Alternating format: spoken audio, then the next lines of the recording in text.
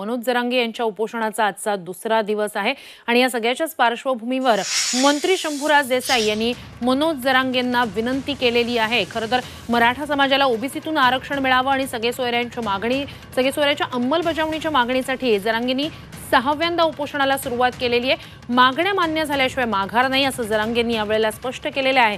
त्यामुळे आता सरकारकडून उपोषण मागे घेण्याबाबत विनंती शंभूराज देसाई यांनी केली आहे। मात्र या फोन नंतर सुद्धा ते उपोषणावर ठाम असल्याची माहिती मिळते।